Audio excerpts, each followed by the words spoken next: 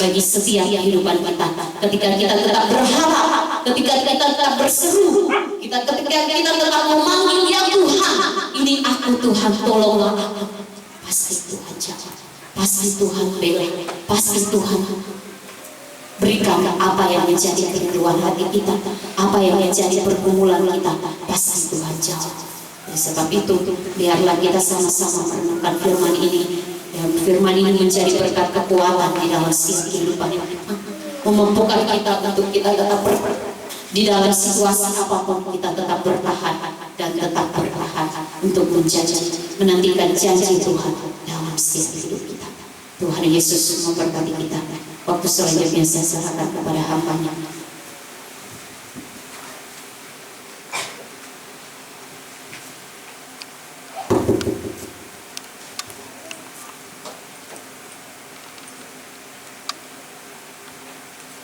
Ya, puji Tuhan, kita diberkati oleh firman Allah. Kesulitan kadang membuat kita tidak bisa bersukacita. Kesulitan selalu membuat kita berpikir secara negatif bahwa apa yang kita serukan, yang kita umuli, Tuhan tidak biar dengan kita. Tapi kebenaran firman Tuhan pagi hari ini mengingatkan kita bahwa sebenarnya di balik kesulitan itu ada sesuatu yang besar. Di balik kegagalan itu, di balik seruan yang belum mendapatkan respon itu, Allah ingin memperbaiki di hadapan kita. Amin. Lalu kita baca dan memperhatikan pasal pertama dan seterusnya, itu firman Tuhan bicara bahwa Elkana menikah dengan Hana, dan Hana adalah istri pertama. Hana dimadu dengan Penina. Penina melahirkan anak, tetapi Hana tidak melahirkan satu anak.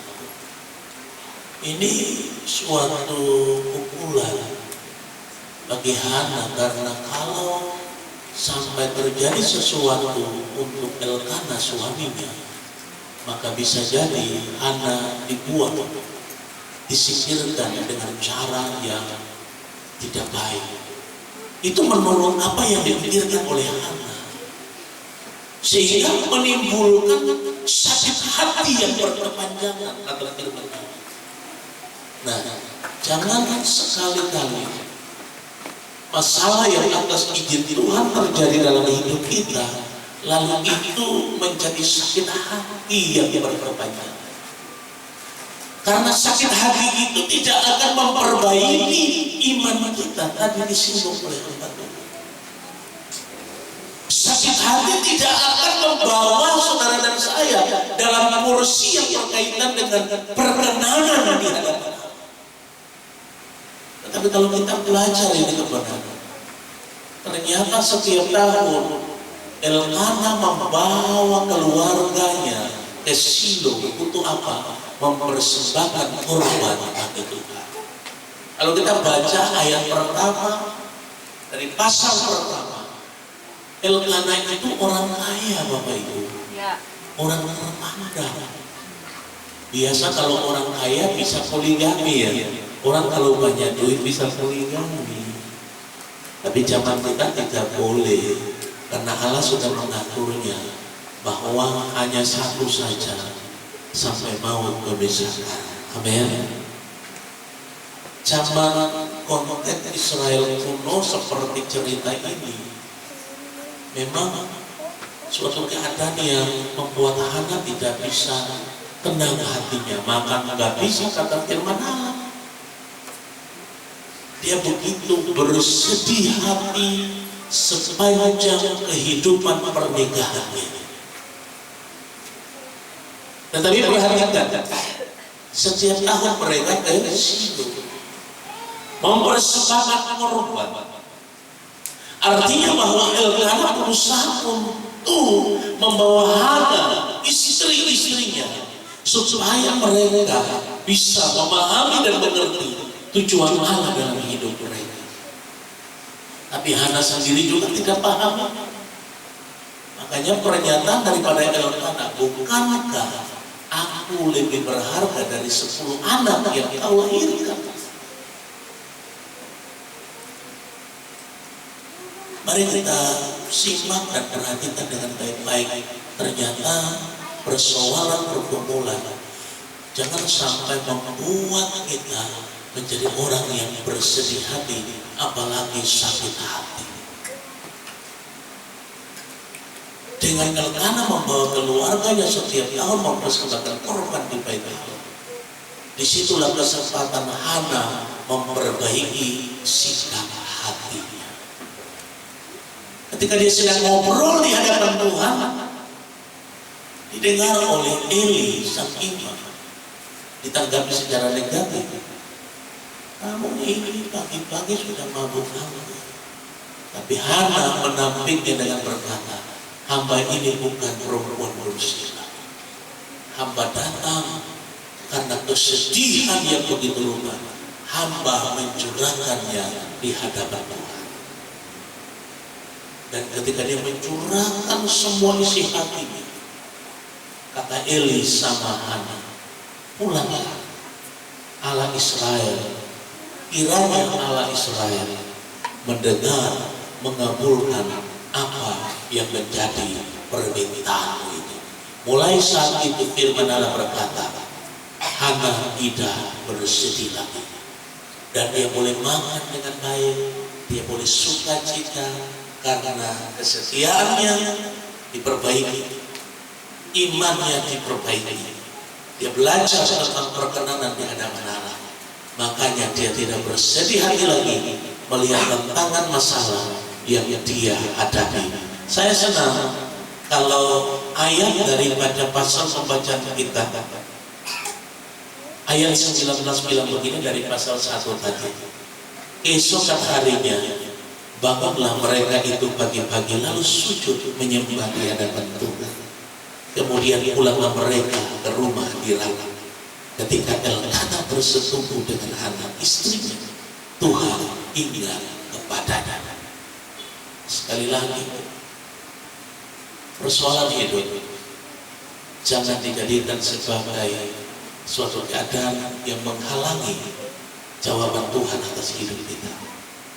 Tantangan boleh ada, persoalan boleh ada, pergumulan boleh ada, tapi harus dengan tantangan pergumulan itu kita sedang diajar, dididik oleh Allah untuk memperbaiki kesetiaan kita, memperbaiki cara hidup kita.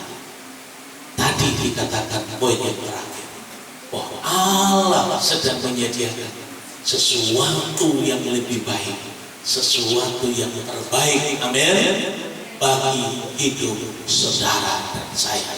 Saya kasih contoh, misalnya kalau ada seorang gadis yang benar-benar cinta sama seorang pria, atau seorang pria yang benar-benar cinta sama seorang gadis, lalu di dalam perjalanan cinta mereka itu ternyata tidak direstui oleh orang tua, baik dari pihak laki-laki atau pihak perempuan, maka akan terjadi suatu problem, percikan permasalahan yang bisa saja membuat kedua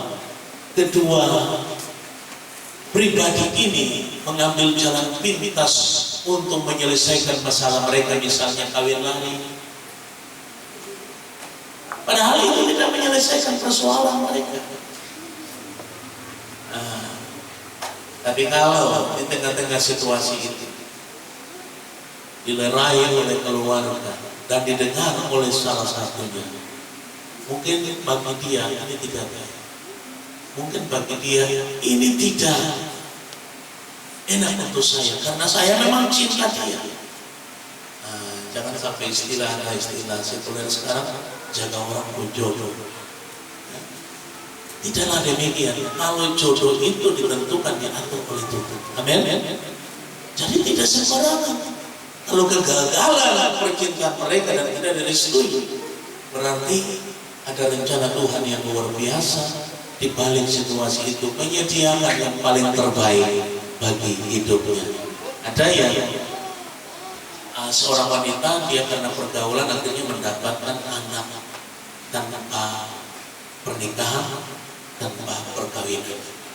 Nah, perjalanan situasi itu membuat orang tuanya tidak pernah merestui anak wanita mereka untuk nikah sama laki-laki tersebut. Diambil lalu dipelihara itu anak. Sudah, biarkan kejatuhan. Tapi kami tetap akan memperhatikan. Satu saat wanita yang sudah mempunyai anak tanpa ikatan ini, dia pergi ke salah satu persekutuan ibadah dan dia mengikutinya dengan setia dalam ketekunannya, melakukannya dengan baik. Dan saudara-saudara, ternyata hamba Tuhan di gereja itu memperhatikan apa yang dilakukan oleh wanita ini, gadis ini. Dan hamba Tuhan ini bilang sama gadis ini, maukah kamu saya fasilitasi untuk sekolah misi? Dan dia dengan senang hati, dia punya kerinduan untuk mau melayani. Akhirnya singkat cerita, wanita ini dikirim ke sekolah misi. Beberapa tahun kemudian dia selesaikan sekolah misinya dan dia akan dikirim ke salah satu negara tertentu untuk pelayanan penginjilan. Saudara-saudara, ternyata anak gadis ini dinaksir oleh seorang pengajar, dosen di STT-nya. Nah, dari luar negeri lagi. Akhirnya dia utarakan cintanya. Dia bilang bahwa saya cinta sama kamu. Wanita ini dia merasa terganjal karena dia sudah punya anak. Dia merasa bahwa tidak mungkin. Dia merasa bahwa dia kurang hina. Tetapi dia mau melakukan sesuatu untuk Tuhan. Ternyata di balik kegagalannya itu, Tuhan siapkan seorang laki-laki yang mengasihi hidupnya. Hari ini cerita ini sebuah fakta. Wanita ini yang dulunya dia pikir hancur hidupnya, tapi sekarang dia ada di Australia, punya 4 orang anak. Dia ambil anaknya yang pertama itu, dia bawa, dia melahirkan 3 anak, sekarang punya 4 anak. Dan mereka hidup di Australia, di Melbourne dengan penuh bahagia. Mereka hamba Tuhan, mengasihi Tuhan, mencintai Tuhan. Artinya begini, kegagalan tidak akan menghancurkan masa depan kita. Ada haleluya. Amin. Berarti kegagalan bisa diubahkan oleh Tuhan.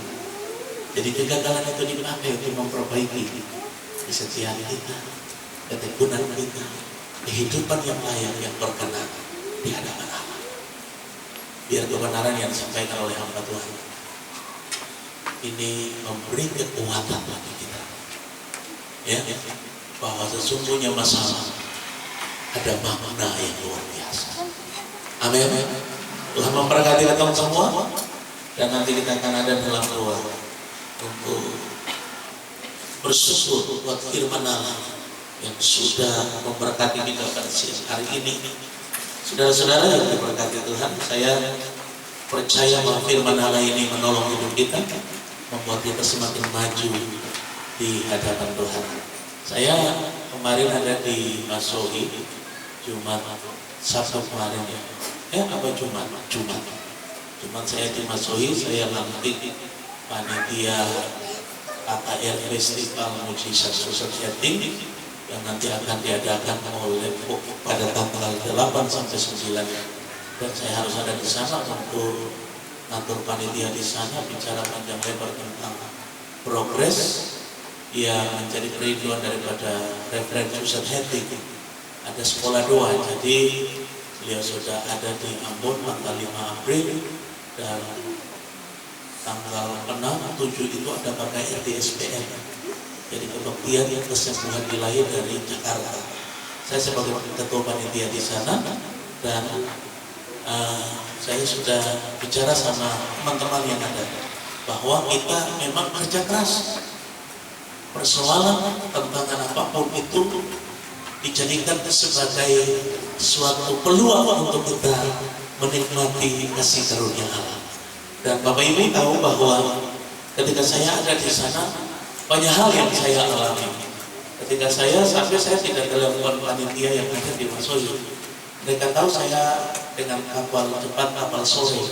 Padahal saya pergi pagi, saya naik sampai di Amahe. Ada yang bayar, Pak, mobil rental, Pak, apa ojek, saya tidak apa-apa. Saya jalan terus sampai di depan pintu keluar dan ada outlet yang lewat. Saya masuk ke outlet itu dan saya bilang sama sopirnya begini, tolong antar saya di hotel di penginapan Irene. Nah, jadi Bapak Ibu jalan sampai dia bawa saya masuk di hotel Irene. Kalau tidak salah, kalau dari Pelabuhan itu sekitar 5.000-an atau 7.000-an. Saya kasih 20.000. Saya lihat ini sopir ini dia baru beberapa kali bawa penumpang pulang balik kosong-kosong gitu ya. Nah, jadi ini saya mau bilang belajar kita untuk sesuatu yang indah. Lalu saya kasih duit 20.000. Ya, mau kasih kembali, saya bilang sudah untuk kamu. Dia bilang terima kasih Bapak. Saya masuk di bagian resepsionis, saya lapor, saya ambil kamar, dan setelah itu saya masuk ke kamar mengucap syukur buat pertolongan Tuhan saya boleh tinggal. Lalu saudara-saudara, karena sudah kesiangan, saya cari outlet lagi untuk pergi cari makan. Pas di depan hotel Lele Buku ada satu rumah makan situ. Saya makan di situ, saya pulang kembali lagi. Nah, ketua panitianya nelpon saya, Pak Pendeta, posisinya di mana? Oh, saya sudah datang dari pagi. Aduh, Pak Pendeta, masa gitu sih? Saya pikir Bapak sore. Ini saya sudah bilang sama Pak Tua, kebetulan suaminya di ini KPLT di Amahe. Jadi saya sudah bilang sama Pak Tua, nanti telepon Pak Pendeta, nanti kita cek. Oh, Bapak datang.